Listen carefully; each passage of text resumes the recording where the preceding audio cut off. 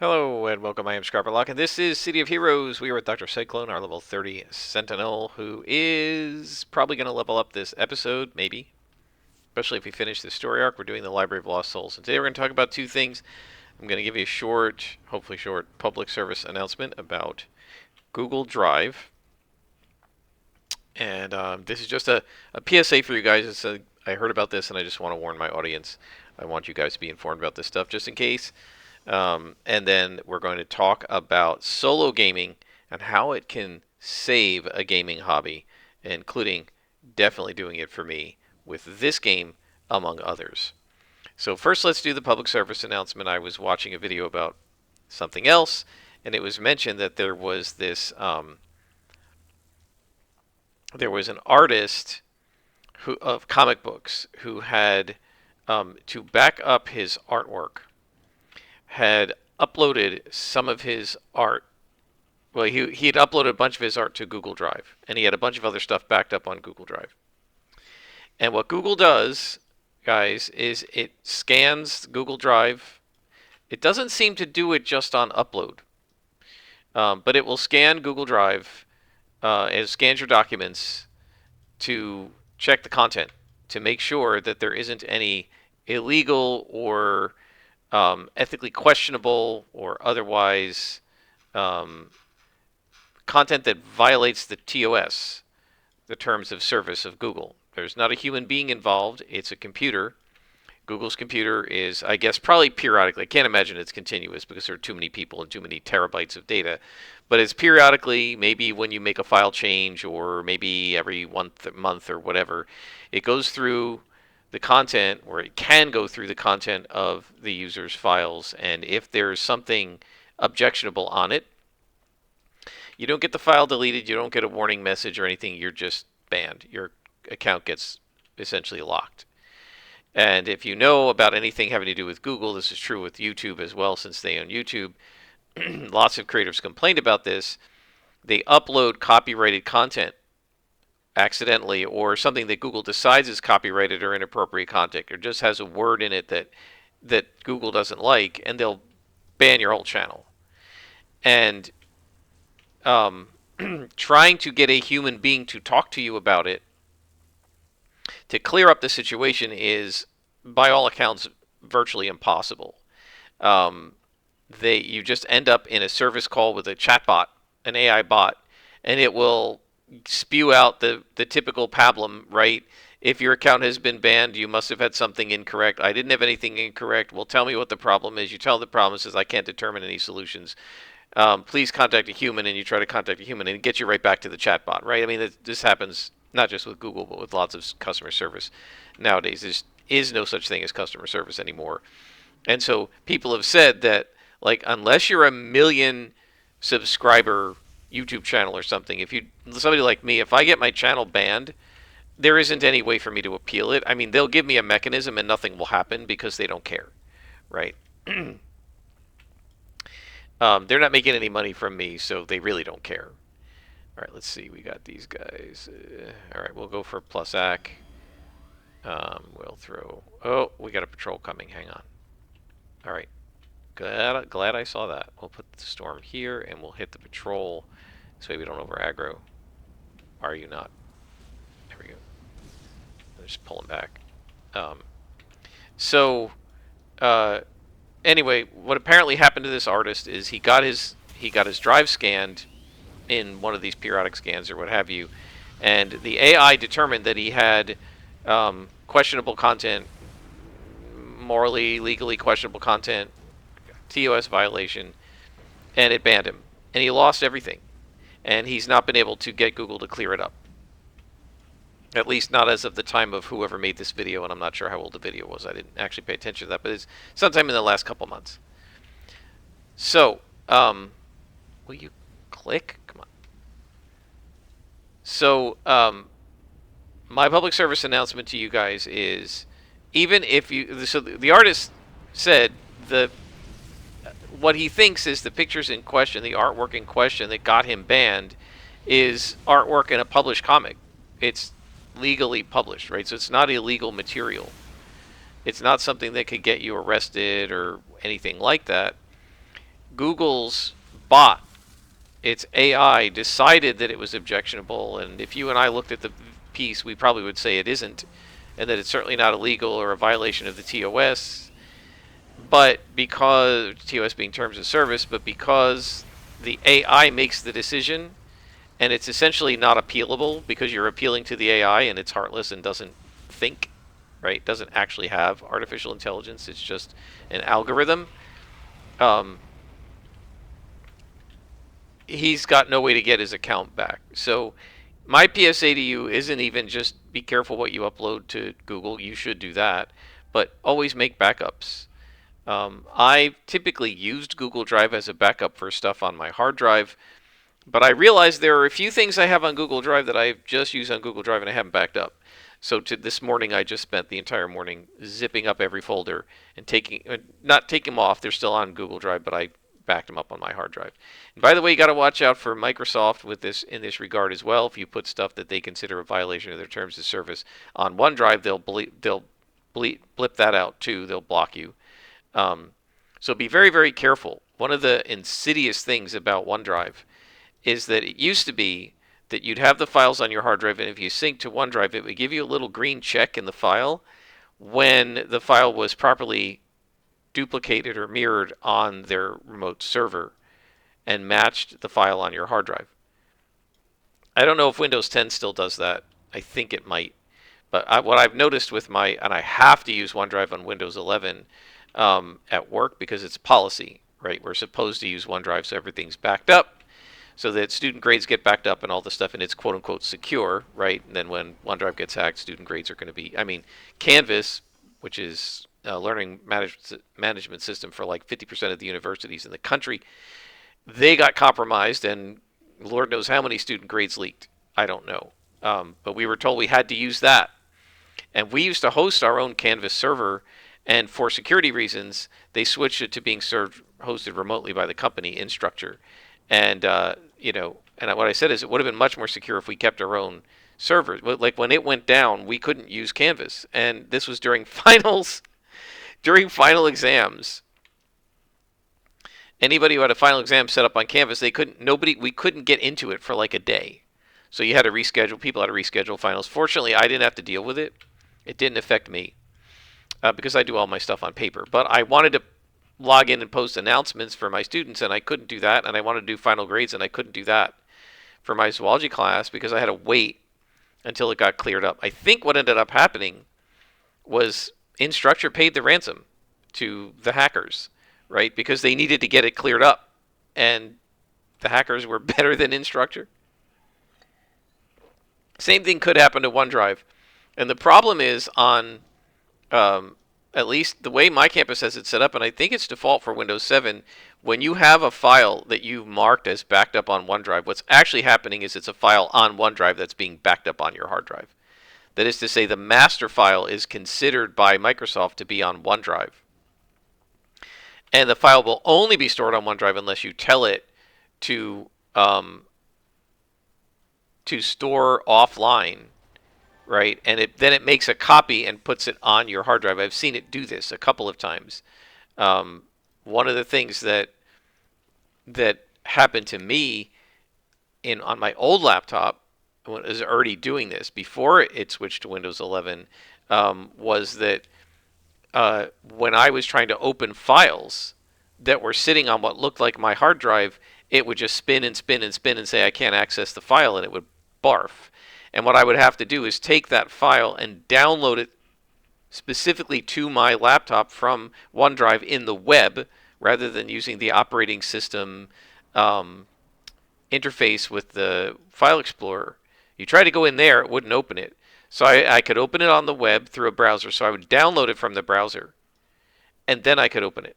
Now it's back on my computer. So what it was doing on Windows 10 is if you didn't use a file for a while, it was just cycling it off onto OneDrive. And I suspect my university had it set that way because we didn't have giant hard drives and couldn't hold a lot of files on our hard drives. I don't have my computer set that way, and I don't think it's doing that. But guys, as a security measure for myself to make sure that I never lose access to my files, I have separate giant USB, like 1 terabyte two hard drives, and I back my stuff up to one or the other of them. And I've got stuff kind of mirrored on the two hard drives, so that if anything ever happens to one drive, I've still got my stuff. Back your stuff up and back it up to an external source that you control. It's much easier to set OneDrive up to auto backup rather than trying to auto back it up to the hard drives. That's why I have two of them, by the way, because I was using one as an auto backup drive and one as a manual backup drive. And when you use it as an auto backup drive, then Microsoft, essentially when it's doing auto backups, those files are not readable, not human readable. They're compressed in a certain way that allows Microsoft to pull them up as restore from backup. And so I wanted human readable backups that I would make every like 3 or 4 months, just to make sure that I might not have my most recent stuff, but at least I haven't lost everything, right? So back everything up, guys, and back it. There is no substitute for manual backups, and making sure that you control the backup. And definitely do that for your Google Drive. Make sure things are backed up. Don't think, oh, well, it doesn't have to be backed up because Google Drive can't ever go away. They can make your Google Drive go away if their AI decides that you put something objectionable on their servers, whether you did or not. So that's my public service announcement for you. Now, the real meat of this conversation is going to be about soloing, right? All you guys have seen me do is soloing this character. Oops. That's all you've seen. I have not shown any video of me grouped up. And the reality is that for 90% of my COH play, I've soloed. So there's this guy, what is his name? Gigan? Or Gigan? I keep thinking it's Gigan from Godzilla. Gigan, I think his name is. So he's got a channel and he likes to do gaming and stuff, I guess. I don't know a lot about his channel because the only thing I saw was this one, two videos about solo gaming. And he made this a few months ago. I think it was probably in October of 2025, November, something like that. And his video is titled, How Solo Gaming Saved the Hobby for Me, the gaming hobby. And this could be board games, miniatures war games, hexes and counters war games, video games like MMOs, right? Obviously solo games are solo games, but video games like MMOs, video war games, I mean, you name it. Any of these could be applicable. He was talking about miniatures. He said, I love to paint miniatures. I painted hundreds of them. He said, but if it weren't for solo gaming, I wouldn't play any of the games. And that might have been the end of the hobby. Oh boy. Okay. Actually, this is good. Nobody else came after me. It's just me and him. I'm stuck in the move. How did I get stuck in here? Alright, sorry about the camera work, guys. Somehow he blocked me and his hitbox is blocking me from getting out of here. Okay, here we go. Yeah, I just got caught in that little section there. So what he said was, the default on games like this, an MMO, you play with other people. The default on, war games like Warhammer or Bolt Action or whatever is oh, it was immobilized. Maybe that was the problem. Is that you play with other people. The default in an MMO is you play with a group of people.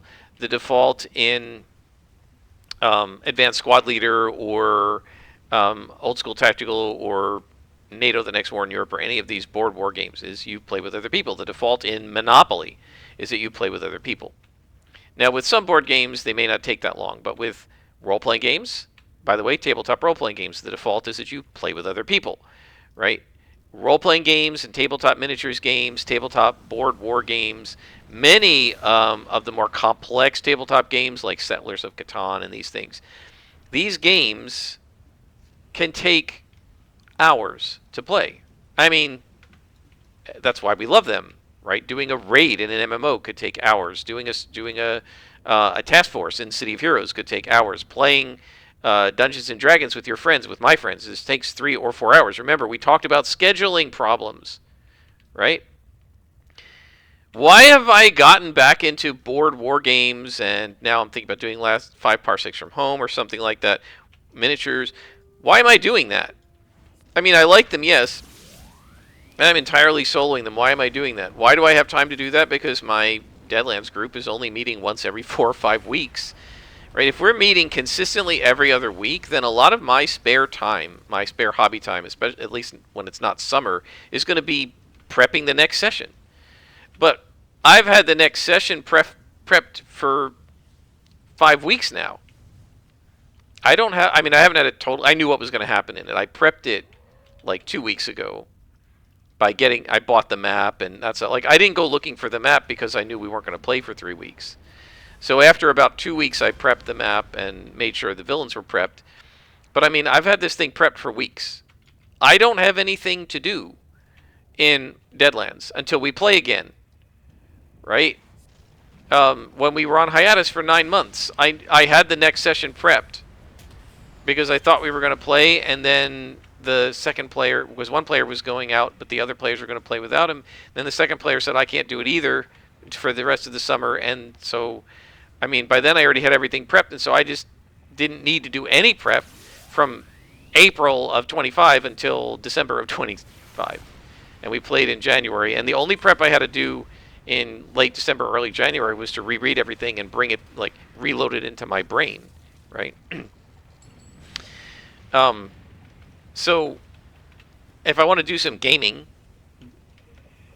and, like, role-playing gaming, well, I can't do it at the table because my friends aren't making it. So what he said was, right, you got 4 hours, and you're going to have to do 4 hours if you're playing with somebody else on a specific night. And so he said, if you have 4 hours on a specific night, it's not just you that has to have that time. It's other people that have to have that time too. You're playing a role-playing game. Why don't we play? Because we need 5 of us to all have 10:30 to 1:30 free on the same Saturday. And when you're parents and spouses and stuff, it's hard to do. And same thing if you're playing Warhammer. Well, where are you going to play that? Odds are you don't have the space in your house, maybe. So you're going to the game shop. I just found out there's a Games Workshop, or it's called a Warhammer shop, in a shopping center where I sometimes go to get clothes at Men's Warehouse. It's about 15-20 minutes from my house. So I'm sure they have games and game nights, and if I wanted to play that miniatures war game, which I don't, I could go there. But I would still need somebody else to play with, so now I got to drive over there. I got to have 4 hours plus the 30 minutes each way, right? Let's include that in the 4 hours. I got to have 4 hours on a given evening, probably on the same evening every week. And somebody else has to have that same 4 hours, minimum. And that's if it's a friend of mine and we both want to play together. If it's just random people, then those people have to have that 4 hours too, right? I got to go there 4 hours, and if it's somebody I haven't scheduled with, I got to hope there's going to be somebody who needs somebody to play with.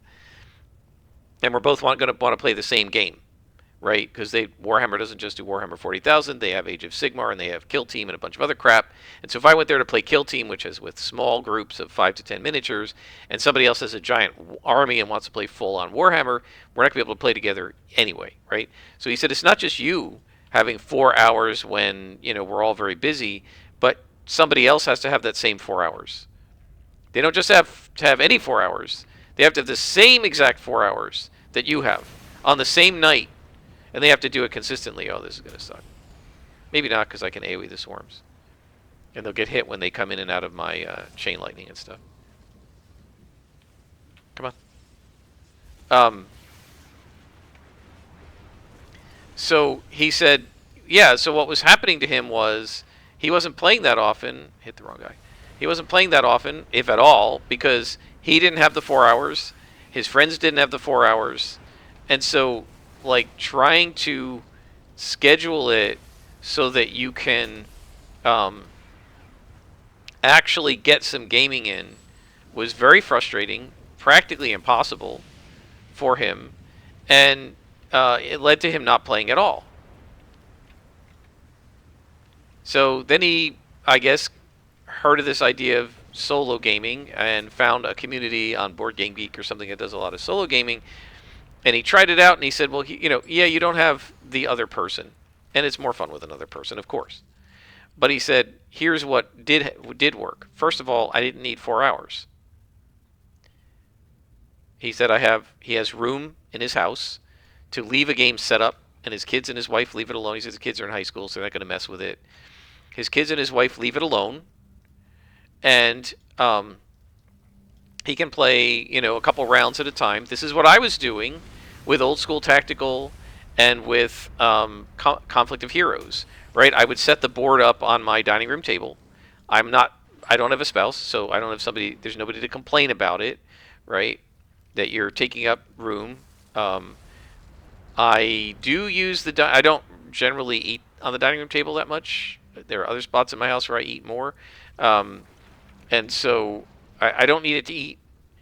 Because there's a bar in my kitchen and, by myself, what do I need the whole dining room table for? So I use the dining room table for putting crap on it, like storage in a sense, temporary storage. I use the dining room table for doing writing, like handwritten stuff, and I use it for board gaming.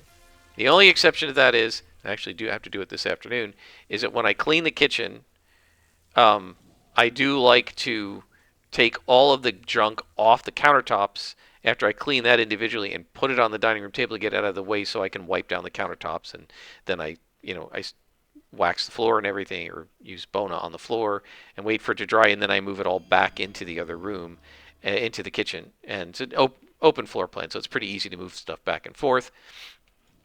So yes, I have to make sure that my board game is cleaned up by the time I do the kitchen, or it's going to be harder to do.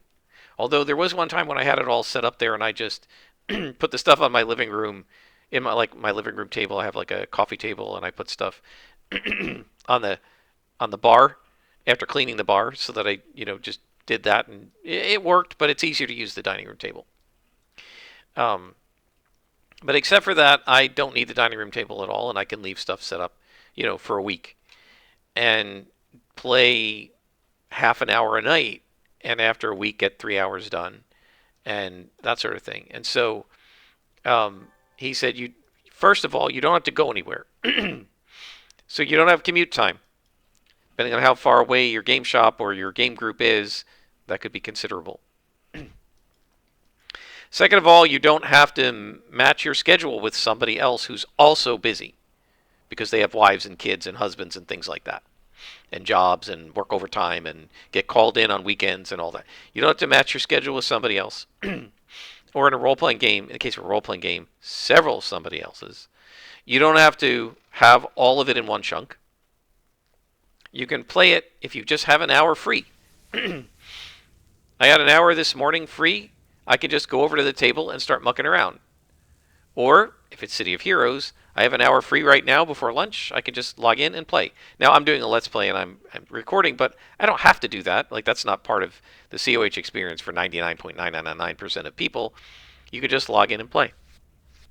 And I think, not just now, but my entire run of City of Heroes, going all the way back to 2004, I would not have played it as many months as I did each time I played it for a long time and then said, okay, I've had enough and quit. I would not have done it for as long as I did if it wasn't possible to solo. There were plenty of times when I had a guild that was just, becoming inactive. They weren't showing up for game nights and stuff. And okay, so we had a roleplay night, nobody showed up. If that's all I was doing, I would log out and not play COH. But because you can solo COH, you can do missions like this, and they had it scaled to your group size, and I'm just group size of 1. Because you can do that, I would say, okay, I can still play City of Heroes tonight, right? Or with like board games, right, the board war games, like Old School Tactical, I could leave it set up on my dining room table. It's morning, and I didn't sleep well, and I woke up at 6:30, and I don't have to go into work until 9:30, and it's too early for breakfast. I go downstairs, I'll play 1 round. I'll just do the Germans and the Russians, 1 round each, activate some units, roll some dice, take a half an hour, and I made some progress, right? And I played a little bit, and, doing that, and then for half an hour when I come home after work, and then maybe for half an hour before bed, and then it turns into an hour before bed, and I go to bed too late, right? And before I know it, over a couple days, I've completed an entire scenario, which would not have happened if I had to go to a game shop with somebody else's schedule matching with mine, and we're going to have to play the whole scenario, because if we don't finish it tonight, we're going to have to clean it all up because there's another group coming in tomorrow, and we don't meet again for 2 weeks, right? So he said that whole aspect of the hobby, which is having to coordinate your schedule with somebody else's schedule, do it in large blocks, just isn't working for him. And if it weren't for the fact that you could solo these games, he wouldn't play them at all. And I agree. If it weren't for the fact that I could solo City of Heroes, you wouldn't be watching these videos. If you had to do it in a group, this wouldn't be the game for me. In fact, there have been several MMOs, including, I don't know what World of Warcraft is like now, but when back in like 07 or 8, I think, I tried World of Warcraft. None of my other friends in other MMOs were playing. I had kind of given up whatever I was playing at the time. I don't remember what it was. And I tried a World of Warcraft. And the good Rob was actually in there. He was in a guild. He used to play it a lot, but he had kind of stopped playing it quite so much. Oh boy, that was dangerous. He had kind of stopped playing it quite so much.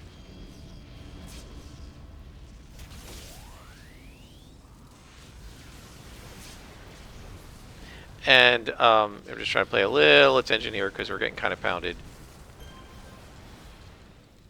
Just make sure we're doing some damage and hitting the right guys, which we're kind of not, but that's okay. We're all right. Take out the Spectre. So I got in there. He joined me to their guild, and I hardly ever saw anybody on. And it was pretty clear that it was what I call a necro guild, right? That it had been a large guild. There were like 80 people in it, or I don't know. There's a lot of people in it, but I almost never saw anybody on. And they didn't really have like a guild forum or anything. I don't think they knew who I was. He was one of the guild leaders. He had become one of the guild leaders because the original guild leader had gone inactive. So I ended up just having to solo. And at the time, the way World of Warcraft is that all of the dungeons where the quests were meant for groups of 5 people of a given level. So if you're level 15 and you go to level 15 dungeon, you need 5 level 15 characters, or plus or minus 14, 15, 16. And you can't do it solo. So I'd go in there and get owned. Like, I can't do this dungeon. So Good Rob came in with me once, and he was like level 60 or whatever was the max, and he owned the dungeon for me so I could complete the quest, but I didn't get any XP. He got all, I mean, I guess the loot drops were pretty reasonable for that level, and he just handed me all the loot because he didn't need any. He's like, here, you need some money, and he gave me some money so I could buy some stuff. He told me to get the auctioneer mod or whatever, because they used to allow, I don't know, they still do, they used to allow player-made mods in World of Warcraft, and this thing monitored the auction house, so it told you, what was selling and what wasn't selling and what was selling for a profit and all this. It was like self-defeating mod because literally everybody used it. So it wasn't like everybody else wasn't going to see the same pricing and demand, supply and demand info that you had. So it basically just, I guess, standardized everything. I hated it, and after the free month, I just quit. Right? But the reason I quit was because I couldn't solo it effectively. Right? It was very hard to solo. You could solo in the wilderness just against random mobs, but the quests always ended up sending me into dungeons, and the dungeons were not soloable, so I couldn't do them. Same thing happened in Vanguard Saga of the Heroes. There was a lot of content that wasn't soloable, and I was in a guild that was fairly small and semi-active, but I just wasn't able to get online at the same time as those guys and get them to help me with my quests.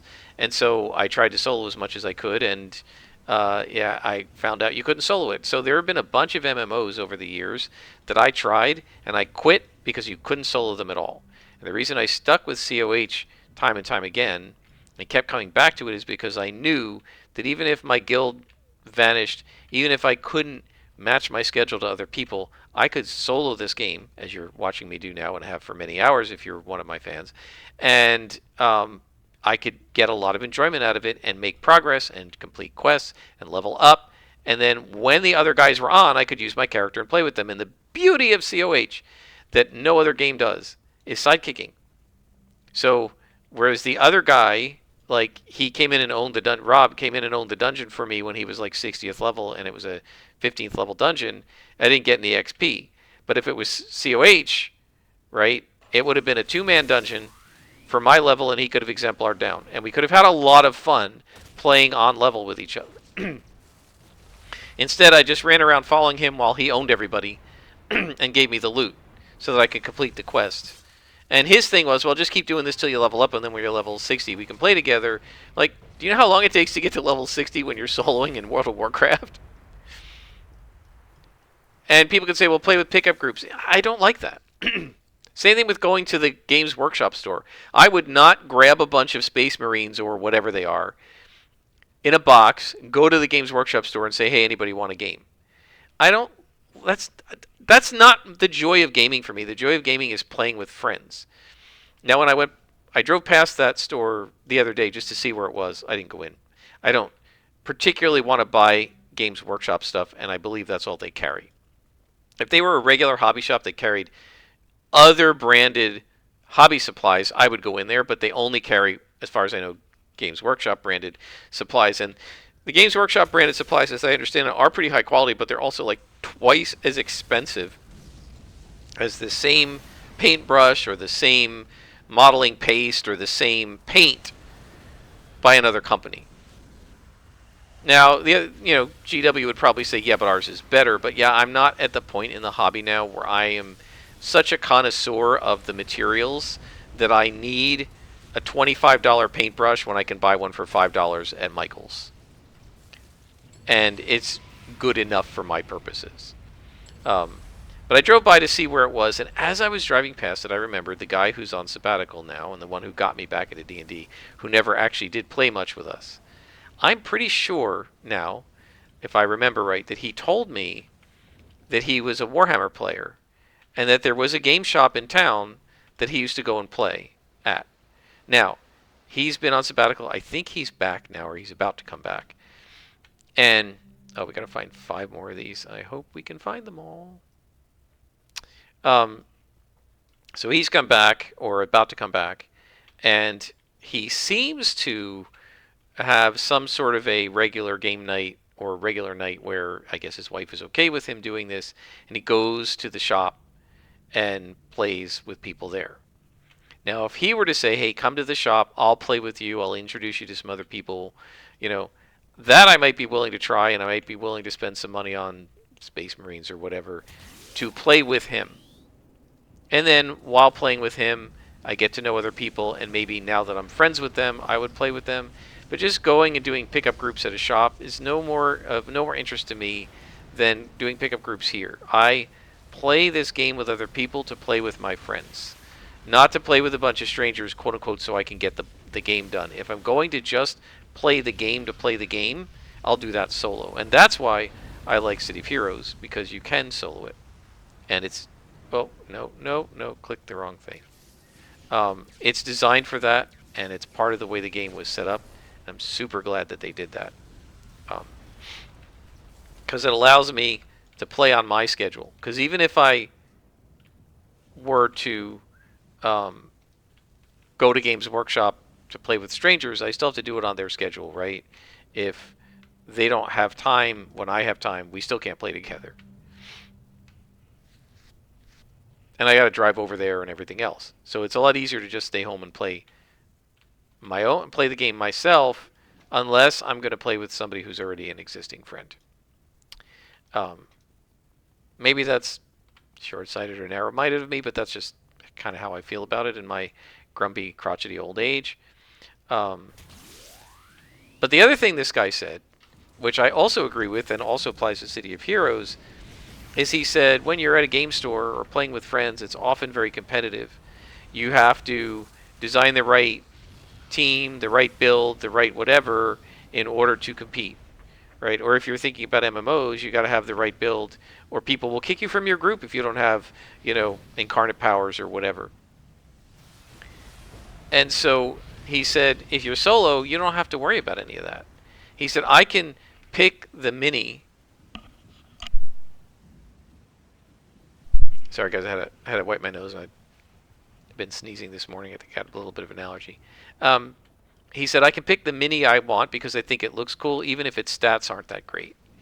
And I don't have to worry about, well, is that going to cause me to lose the fight or ruin the experience for somebody else because now the battle is too easy because I've chosen minis that look cool instead of minis that are effective in combat, and he just steamrolls me and neither one of us has fun, right? So he said there's no pressure when you're by yourself. You can just do what you want.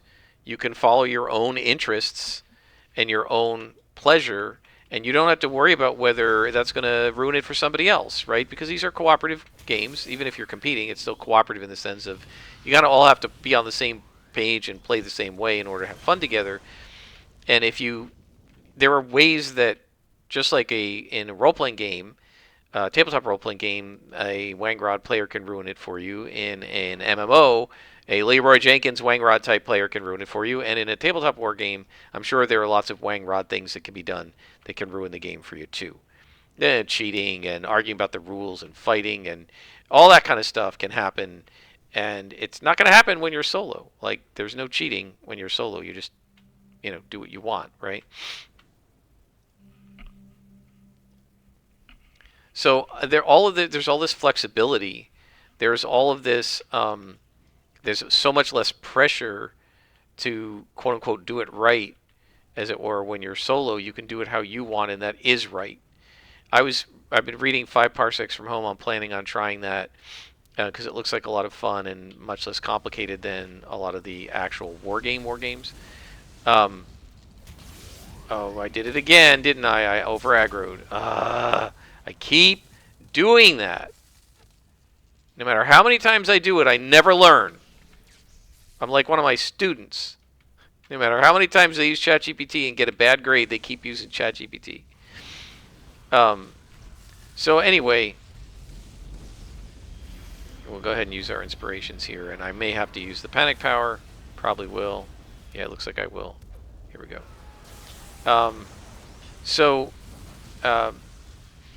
I'm planning to do 5 Parsecs from Home, and I was reading through the rules, and there are a couple things I'm not sure about. I'm not sure if it's supposed to play this way or that way.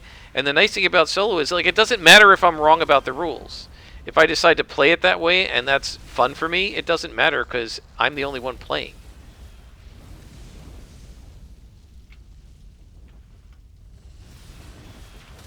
I'm probably going to have to flee here. Get off the torch. Yeah, I way over aggroed that. I think that was 3 spawns.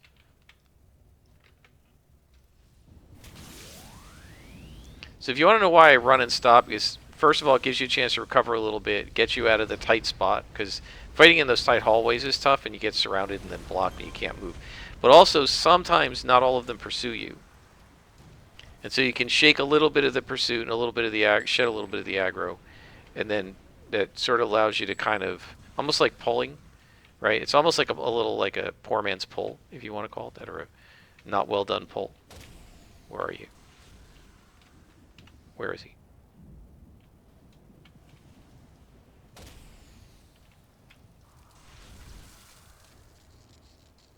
So yeah, it's the same thing with Flames of War. With Old School Tactical, right? Sometimes I'm not sure whether I've got a rule right or not. Now, I want to play the rules correctly, at least at first, to see if I like them, right? And I will several times in the middle of a fight. What? Who shot at me? I just heard something. Sometimes in the middle of a fight, in the middle of a round, I would be like, okay, I don't know if this counts as cover or not. Let me look this up. And I look it up in the rules. I'm not sure. So then I go online and I Google it. Go to Board Game Geek where somebody maybe asked the question and it was answered. This is how you're supposed to play this rule. And then I'll go back and play it the right way. But if I get it wrong, who cares? There's nobody to be mad about it but me. Right? Last 5 Parsecs from Home. You, at the beginning of each campaign turn, and there are multiple campaign turns, You're supposed to check for an invasion of the world you're in. And if there's an invasion, then you have to fight an invasion encounter. You can't fight your normal encounter. You do an encounter every round, every campaign turn. So, is that a Karist? No. Oh, it's the librarian. Okay. We're gonna pick this room apart little by little here. Let's pull these guys. You can come over here.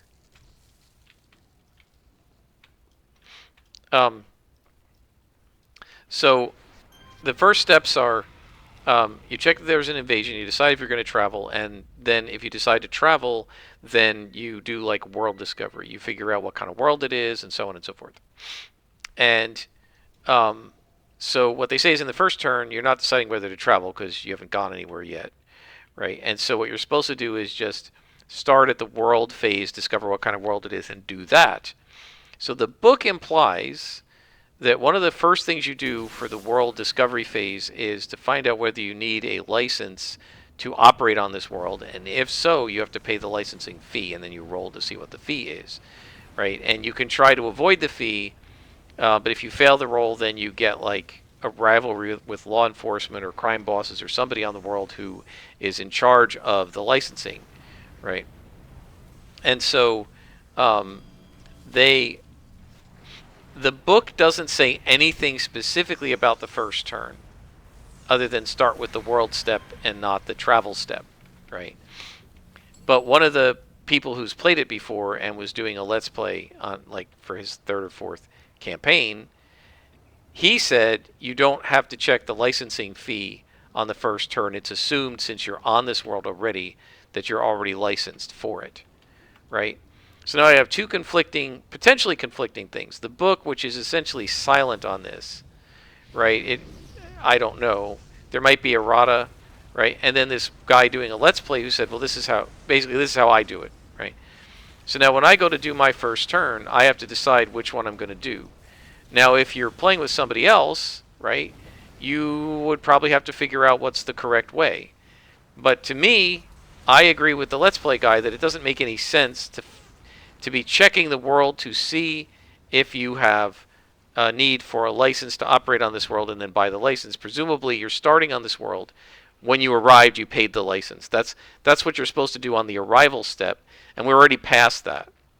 The only reason we're doing any of the world steps is to find out, well, what kind of world is this, right, with random rolls and stuff, and what kind of missions are here, and what is our patron on this world that we already rolled up want us to do, because one of the other steps you do is to find out if there's a patron on this world or a rival, and well, we already know that because I started with a rival and two patrons or a patron and two rivals, and those guys are defined as being on your starting world. So that those steps are already kind of gone. What you need to do is figure out what mission you're going to do on this world. And so I agree with that guy, and if I want to play it that way, I can, and nobody can tell me not to. Oh, we missed one. Because I'm soloing. Right? Now, it's not quite the same in an MMO like this because I'm not allowed to violate the rules of the server and stuff. But nobody can tell me how to slot this character. Nobody can tell me, well, you can tell me, but I'm not going to listen. Nobody can tell me how to slot the character. Nobody can tell me how to play the character. Nobody can tell me what missions and story arcs to do or any of that. How am I going to get up? I hate this room. Here we go.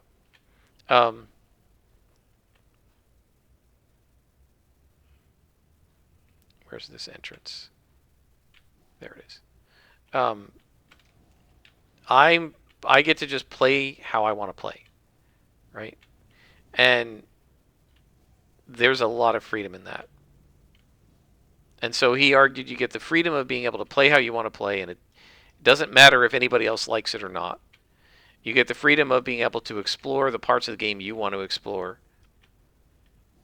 And you get the freedom of like your own schedule, right? Working on your own schedule. Oh, I gotta find this. So my real hope is that this thing is not in a, where is this? Is this thing inside a wall? Oh no, it's in here. Yeah, okay.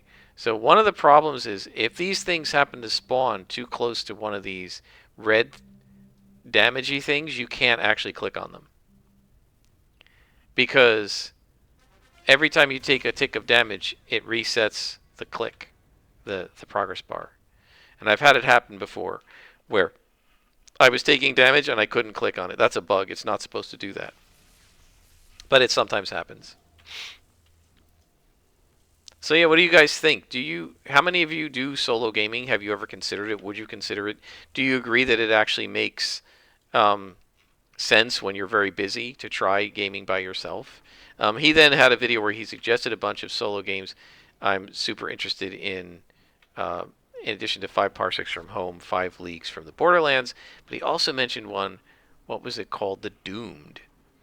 That looks like a Lovecraftian version of this, where you're like it's a post-apocalyptic horror game. It seems pretty cool. Now, there's also something called 5 Clicks from Something that is a post-apocalyptic horror written by the same guy who wrote 5 Parsecs.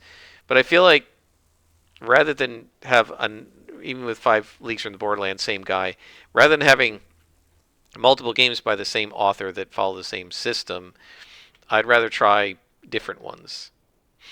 Of course, this is going to mean I'm going to need other miniatures, but one of the things that the people who play these solo miniatures games say, which I agree with, like for 5 Parsecs from Home, one of the things they say all the time on Board Game Geek is stand-ins, right? Proxies, right? You just have a team of orcs, and they are whatever aliens your guys are fighting that week, that episode, right? One week they're mercenaries, one week they're space traders, one week they're stormtroopers, one week they're droids, right? Whatever you need them to be, you just imagine that they are. And then as you play the game and as you collect minis, you can say, okay, well, instead of orcs, I did get a box of mercenaries, so I'm going to build up some mercs, and that'll be my merc band from now on, right? I kind of imagine recurring characters and recurring bands of enemies, and that I would set up a color scheme and a team of a certain set of models that would, whenever the, like, I don't know, Rimward pirates show up, they always are this band from this set, right? And if I play another campaign in the same universe, they would show up as that band as well. So I kind of imagine that. One of the things I've done is I've gone and dug out Starforged. If you guys remember, that's from the guy who made Ironsworn. And because 5 Parsecs from Home is very vague, right? You roll a single trait for your world, and it's a trait like Rebellions or something. They don't really do any descriptions of the worlds, but Starforged does. You can roll up what kind of star it is, and you can roll up what kind of a world it is, like a desert world or a water world or a grave world, like cemetery, or a thriving, vibrant life world of teeming with life, like an eco world, ice world, rocky world, volcanic world, corrupted world, radioactive world, toxic world. They have a bunch of these. And so for flavor, I'm planning on rolling those up as well, because I'll just go ahead and make this, because I think that it'll add some cool flavor to my character, to my campaign. It won't have any probably in-game effect, but it might affect someday when I have a lot of terrain. It might affect what kinds of terrain I build on my tabletop, right? And what kind of a terrain mat I use and that kind of thing. Someday when I have more materials. Not going to happen anytime soon, right? For now, I'm going to be using shoe boxes and phone books, and do they even make phone books anymore? Paper cups and plastic cups and hobby tools and bookmarks and rulers and cell phones and things like that to be the terrain. You know what? I haven't done a good job of restoring these big inspirations. Let's go ahead and do that. Those are the only ones we got. In case I need them for a really tough fight someday. I've only ever come here and used them, once? Wasn't it for Envoy of Shadows? Oh, man. I wonder what Envoy of Shadows is going to be like for this guy, because the thing with Envoy of Shadows is he has that PBAOE auto hit, auto damage effect. If I can stay out of that with this guy, he might actually be able to beat the Envoy. Now, the Envoy is level 35-ish. By then, we're going to have a bunch more slots.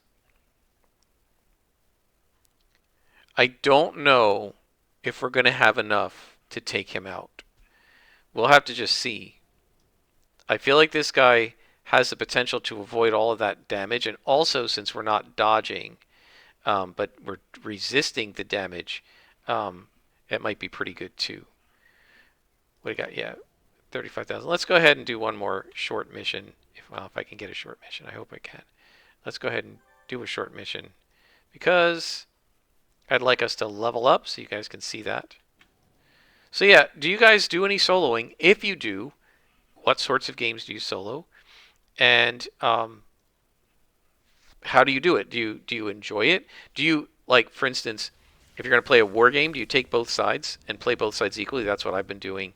Or do you take one side and let the other side be run by quote-unquote AI that is not real AI, but like dice rolls and stuff?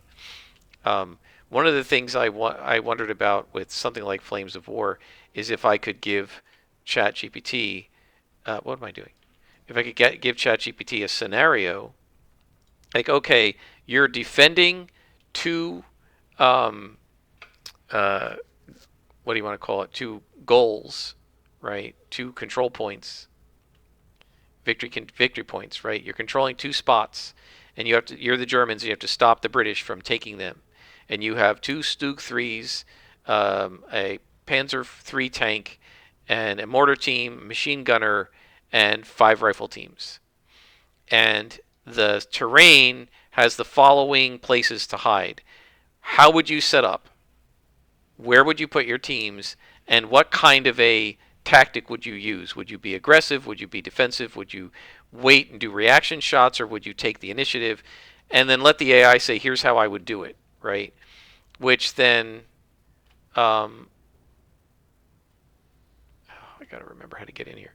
Which then I would play against. And then in a given turn, you could say, okay, your army, 3 of your squads have been eliminated, and one of the control points has been taken. How do you want to defend the other control point?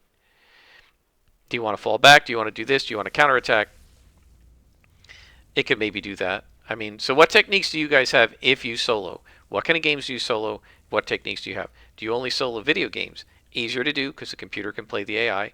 Do you solo COH mostly, or do you team? If you solo a lot, do you do it because you like to solo, or because you can't find teams, or both? Do you solo board games? What kinds of board games do you solo? What techniques do you use when you solo these games? Does anybody solo miniatures games? If so, which ones? Do you use games that are explicitly meant for soloing, like 5 Parsecs from Home, where the subtitle is Solo Adventure Wargaming? Or do you use games that are meant to be played with other people and you solo them yourself? And if you do that, do you take both or all sides and play them equally? I do that with Rail Baron. I've just set it up with 4 players, and I just play it and try to see who wins, right? And I basically identify each player with whatever their first railroad is. So if the first railroad you buy is the New York Central, then that player is the New York Central Railroad, who's then gobbling up the other railroads, right? But the New York Central is kind of the main railroad that it started as. And I do that because I don't have anybody to play Rail Baron with. Never have, except my friend Justin. He's the only one who liked it. Oh, and Leonard used to play it with us. But those are the guys who liked it. And when they weren't available, and I haven't seen them in years, there was nobody to play with, so I just played it by myself. Right? So I was playing all sides that way. So do you do that? Or do you kind of use die rolls, oracles, whatever, however you want to say it, to control one side and you control the other side, and therefore you are trying to win against the oracle? Or do you try to play like the way I do with Germans against the Russians in Conflict of Heroes? I play both sides equally well. I don't use any kind of a soloing engine or oracle, and I just try to do my best for both sides. So when I'm playing the Russians, I'm trying to win for the Russians, and then next time when I play the next turn, when I'm playing for the Germans, I'm trying to win for the Germans. Man, there's a lot of guys out here. Okay. Um, so that requires trying to be objective, right? And I actually do. I find that's why I find um, the I take a turn, then you take a turn, like the alternating, harder to do solo. I prefer what we call I go, you go, or what side-based initiative, where one side goes and then the other side goes, because I find it easier to step into the head of the German soldiers for an entire sequence of all of the moves and attacks and root for them. And then, when that turn is over, step into the head of the Russians and try to win for the Russians in that turn. Rather than, I'm going to activate one German piece, try to do well and win for that, and then 30 seconds later, I'm going to activate a Russian piece and try to win for them. It's hard to do. I can do it. I have done it. And literally, I have done things like when I'm playing the Germans and they get lucky, yes, right? And then the very next, 5 minutes later, I'm playing a Russian unit and it gets lucky and I'm like, yes, right? Yes, enemy eliminated. And then I switch to the Germans and I'm like, okay, crap, how do I defend this now? Oh, I can put this guy here. Yeah, he's not going to be able to take this objective marker now. And then I switch to the Russians and go, now how do I get that objective marker? Oh, I can move this tank over here. I don't think he can defend against that. Let's roll to see if I can get the tank over there. Oh, crap, he didn't. Darn, right? And so I managed to try to win for both sides. A lot of times what I'm trying to do actually with these games is see how well balanced they are. Like, one of the things that I noticed in Conflict of Heroes that was not quite as true in Old School Tactical and made me feel like I like Old School Tactical better is that in Conflict of Heroes, I felt like it was almost impossible to win as the attacker. The defender it was so hard to make an attack that didn't fizzle out because the rules in Conflict of Heroes are so random. Like, every time you move, you have to roll a die and see if your unit deactivates for the rest of the turn, right? And there are ways you can mitigate against it by spending command points and stuff. But I have had so many attempted attacks, like pushes forward, so many times pushing forward, where I just fizzled because some of the units just flipped. And I was saving the command points for being able to do the attack, right, to get good rolls on the attack, and then they never got into position. So there were several times where I was attacking, and the enemy just never got anywhere near to being in position, right? And so then when I was doing Old School Tactical, what I was trying to do was be as objective as possible, because one of the questions I had was, is this game like Conflict of Heroes in that the attacker seems to be at a huge disadvantage? Now, tactically, attackers are always at a disadvantage because the defender can set up and wait for you to come into the jaws of death, right? But if the game is balanced properly, then what they're supposed to do in the scenario is give the attacker an advantage in material, better tanks, access to better tanks or more troops or something like that, to offset the advantage that the defender has in being a defender. You don't give the same number of units to both sides because then the defender is almost always going to win. And so I think what has happened, what my feeling is, that Old School Tactical scenarios are better balanced. And I found that out by playing both sides equally, right? I would never have known that if I just said I'm going to always take the Germans and try to beat the quote-unquote AI, the Oracle. Right? I probably would, because the Oracle's never going to be as good as a human player at figuring things out. And then just other than unlucky rolls, I'm probably going to win every scenario, whether I'm the attacker or not, just because I'm beating the Oracle, right? But if I play both sides, that gives me a good sense of how balanced the scenarios were. And so, yeah, I've done both. Have you guys done both? Which way do you like better? I haven't really played against a procedural AI for a tabletop war game yet. I'm going to be doing that with 5 Parsecs from Home. As soon as I finish assembling the 6 Starfinder minis that are my stand-ins for my crew, until I get better crew miniatures, which may happen months from now. I don't know. These were free ones that this friend of mine who plays, who I said I think plays Warhammer, gave to me. I don't know where he got them. Maybe he got them in a hobby shop where he plays Warhammer. I don't really know. But I think, he gave me 5 parsecs from home. I did not buy it for myself. He gave it to me as a Christmas present, and he gave me the minis. He gave me the book, and I said, "I don't need minis for it." And he's like, "I have some on order for you, I think, or something. I have some coming for you, or whatever. I'll get you some." And so then he gave me these 6 minis because you need 6 characters to play. That's the standard for 5 parsecs. And so he was like, "Now you can play it." And I thought, "Oh, I got to assemble these minis. I got to paint them." I wasn't interested. Like I didn't think I would. I didn't think I was going to be interested. So I just left it.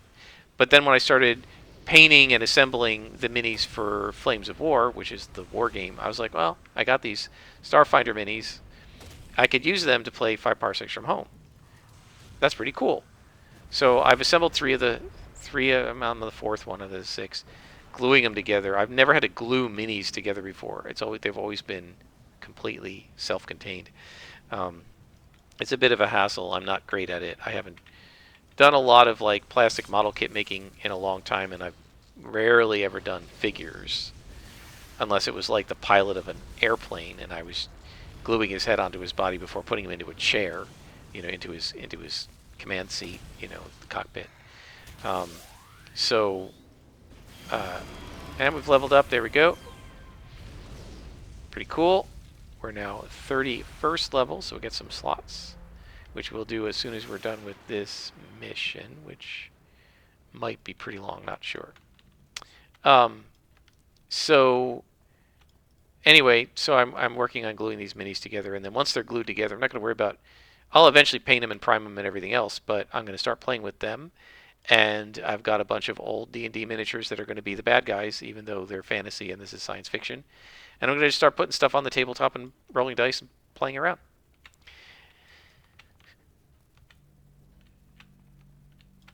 And then, as time goes by, I'll acquire. After I'm going to try 5 parsecs. I may try the Doomed. I may try a couple of other games. Stargrave is supposed to be really good. Core Space is supposed to be really good. I'm not gonna buy it all at once, guys. Like, it's too expensive. So I'm gonna buy a few of these, especially the miniature agnostic games like the Doomed and 5 Leagues from the Borderlands, because I can just play those with the minis I have, and I don't have to invest any other money other than buying the book. And once I've tried a few turns, maybe a short campaign of each one, I'll decide which one I want to like really invest in, and then I'll start buying minis that are appropriate to that theme. Now, the one wrinkle to all this is if it turns out that this colleague of mine, whose name is Raphael, if it turns out that he actually does play Kill Team or Warhammer or one of these games and wants to play it with me either at his house or my house or at the shop, I might do that. Even though, like I said, I really don't want to get a lot of Games Workshop stuff because I feel like they're the Borg, they're the D&D of miniatures wargaming, or the Microsoft, or the Amazon. So I've been trying to avoid them, but I'm not going to avoid them if buying stuff from them means I get to play one of these games with a friend of mine. But in the meantime, I'm still going to be doing a lot of soloing. Whether I play with him or not, it's undeniable that he has 2 kids and a wife. He's not going to have enough time to play it as much as I would want to play it, right? Because since I live alone and stuff, I have free time every evening. That's why I play so much COH. That's why I have time to paint minis. That's why I have time to be a GM, right? Oh boy. Who just got me? That guy. And that guy. Ah, right. Okay. Here we go with this stuff.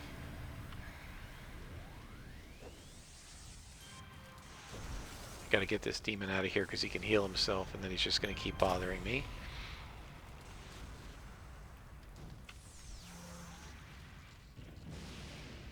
Put a storm cell up, boost ourselves. Alright, should be alright.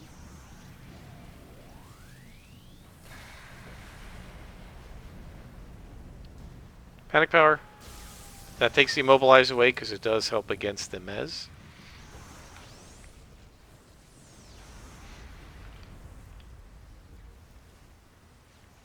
Yeah, our guy does pretty darn well against these red bosses, guys. He's actually pretty effective.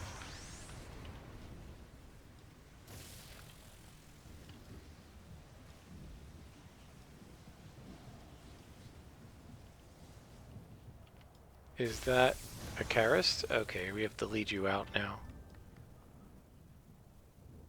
No. Oh, he's going to follow me around. Yeah, but Akaris, where's your buddy? Because...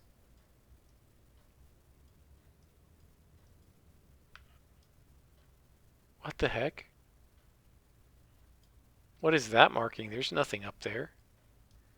I don't know. Alright, let's go this way. Let's see if we can find an exit to this room. Here we go. I'm not going to worry about Akarist. He'll help me or not. We should be pretty okay with most of this now because we have leveled up.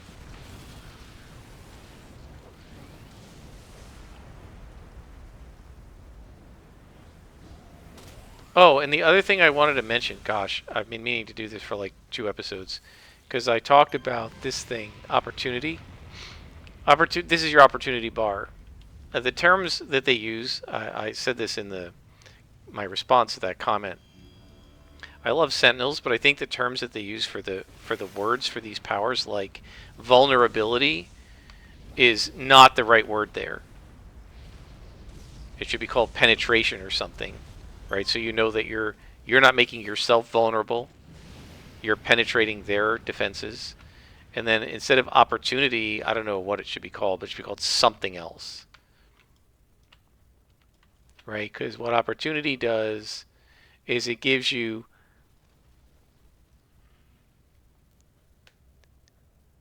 seeks opportunities to exploit vulnerabilities, right? So it gives me increased range, increased resistance to negative to hit, and plus and resistance to perception radius.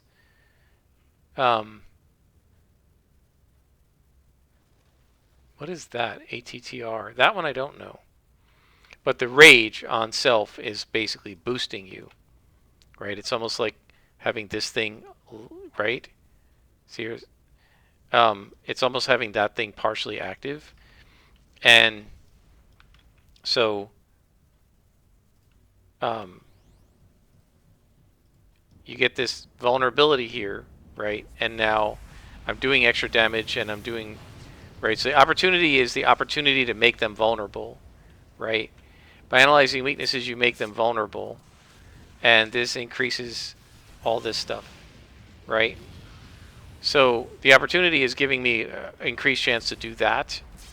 But like the way it describes it in the text is very confusing, and having an opportunity to make somebody vulnerable, that doesn't sound like a cool power, right? It doesn't sound like it's doing anything. Now I understand what it's doing, but I feel like I would want to rename these things.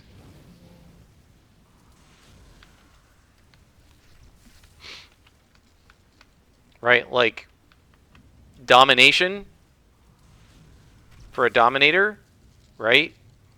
This power is called domination, and that's the domination bar. Is it not? Right? And that makes a lot more sense to me. Fury for the brute makes sense. Opportunity doesn't really make sense to me as a name.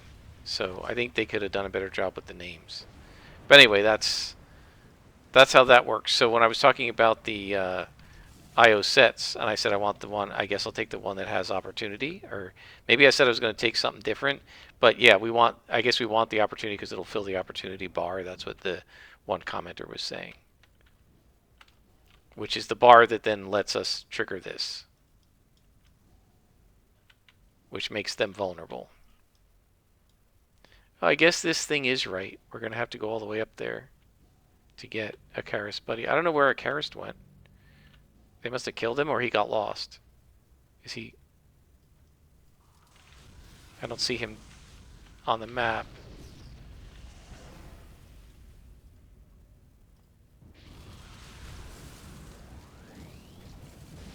Tell you what I'd like is an increased chance through the storm of random lightning bolts hitting people. This kind of stuff, right? But instead of me having to do it with chain lightning, have more random lightning bolts hitting them. It happens occasionally, but I'd like to see it happen more.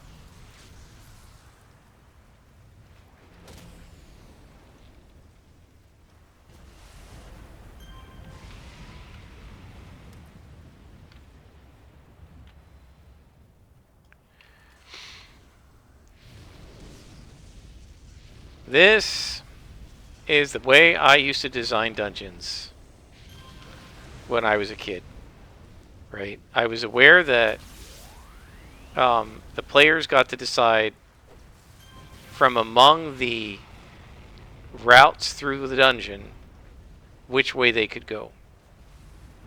But I didn't want them to get to the boss monster or whatever, the end goal, the treasure room, without exploring the rest of the dungeon.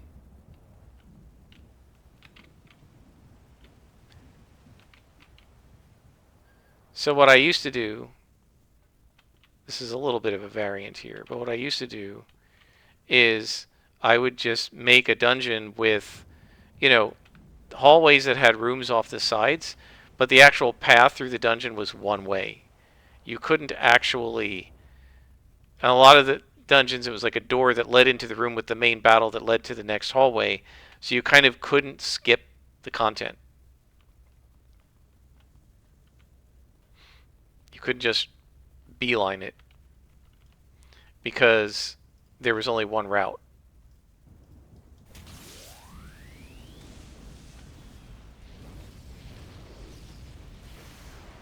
And that's a railroad, right? Because now they have to go through the rooms in the order that I decided ahead of time. What the Lazy Dungeon Master, I believe, recommended, I believe it was him, was go ahead and put multiple routes through the dungeon, but just set it up so that the first room they enter is going to be your first encounter no matter which door they open. To me, that's still a railroad. So I don't design dungeons that way generally anymore. In fact, after dealing with the theater and probably rescuing Senator Blaine and probably killing Solomon Thayer, aka Von Buren, who is the enemy of Hoyle, when my group goes to rescue Ginny Earp from Cooley, the renegade ranger, the lawbreaker as he's called,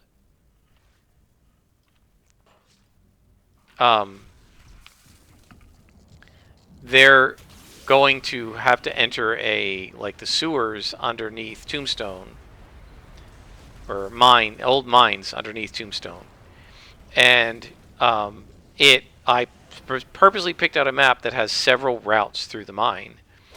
And what the bad guys did was, 2 of the 3 routes they trapped. So there are 2 traps on each of those routes. And then the 3rd route has no traps, but there's a bee holder. Not a beholder, but a bee holder. And it is basically a giant, multi-eyed, multi-winged, multi-legged bee, like this huge, massive, beholder-sized bee that has, is like the beholder. It has multiple different kinds of attacks and stuff, and then it has swarms of bees that defend it. And so they don't bother to trap that hallway because they know the bee holder is down that hallway. They avoid it, and they figure, that's the end of the story arc, they figure that hallway is safe. Nobody's going to come down that way because the bee holder will kill them. I don't know whether my players are going to encounter the beholder or the traps, or maybe some of each. I have no idea. Right? But I made the... Oh, I hate this thing. I can never figure out how to get out of it. I made the the dungeon with multiple routes through. There are four, and there are different traps. One of them is like a shotgun goes off and hits somebody right in front of it. One of them is a rock fall. One of them is uh, daggers that get launched out, I think. And I can't remember what the fourth one is. They're detectable, right? There's notice rolls and stuff if they're looking for the traps. So my guess is if they go the trap route, they'll probably blunder into the first one, and then once they see one, they'll look for the others. And then when they finally get through that dungeon, there's a big room where Cooley is holding his kidnapped victim, and they fight him, right? And so I'm figuring that'll take 2 sessions, and should be really fun. But I'm not just going to have one route through the dungeon, because that's a railroad. All right, guys, let's go level up, and then we will stop, because it is time for me to have lunch and clean my kitchen, and use my empty dining room table to clean up. And I got to do that now, because hopefully sometime in the next 2 or 3 days, I'm going to have enough of my plastic minis fixed up that I can do my first 5 parsecs from home battle and see if I like it. We don't need to go to Allison King. We just need to go to... we could go to the Swan, but I'm going to go ahead and go to Talos Island because I like going there.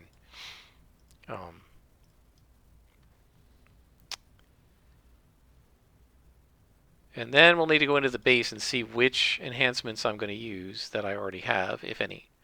Level 32, we will upgrade our existing SOs and replace any level 30 SOs that we can with level 35 IOs. And then for reward merits, I believe we need 600, right? So we still need a while. We have a while to go before we get our first set. So let's talk to Loom. And Luminary levels us up. So we have 3 slots available. Don't need this side over here. I keep 1, 2, 3. Let's finish that. I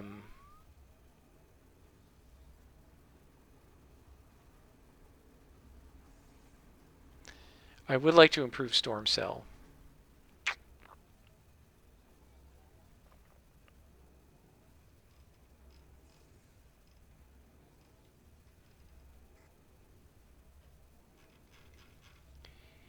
I don't know.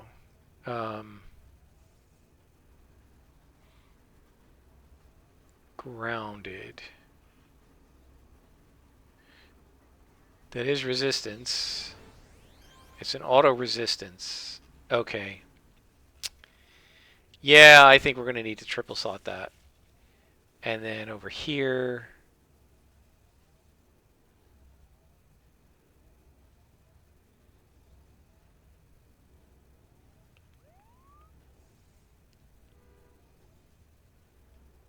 I use this one a lot. Let's add some damage to that one. Okay. So let's head into the base. And we'll see what we can grab.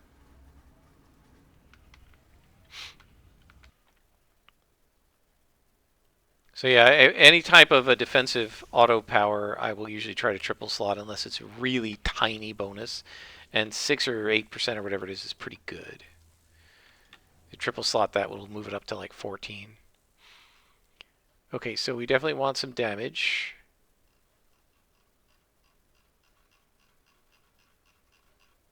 We have resistance, but we can't use it yet.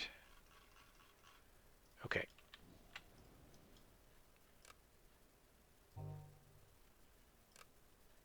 So Lightning Strike now does 283 damage. Cloud Burst does 140, so it's just half as much. So that's pretty good. I definitely want to get this AoE. The AoEs need to be buffed up too, but like there's only so much we can do with the slots we have. Level 32, we're going to get our last attack power that I was salivating over last time. And then level 33, we're going to add some slots. Probably finish that resistance auto power, which is grounded, right? We'll probably triple slot that. So 33, my guess is, so 32 will get the last power here that I want, and then 33 will get grounded, slotted, and we'll add 2 slots over here. And I might just go ahead add slots to that power. This way we have accuracy, endurance, and recharge on it, so that we can run it quickly, frequently. All right, guys, I think that's good. Please leave your comments about solo gaming, your experiences. Do you do it or not? How do you do it? Which kind of games do you solo? Which kinds of games do you not? Do you solo COH or do you mostly use groups? Why or why not, etc. Go ahead and leave comments. And if I feel the need to respond to those, I will. And until next time, I'm Scrapperlock, and this has been City of Heroes.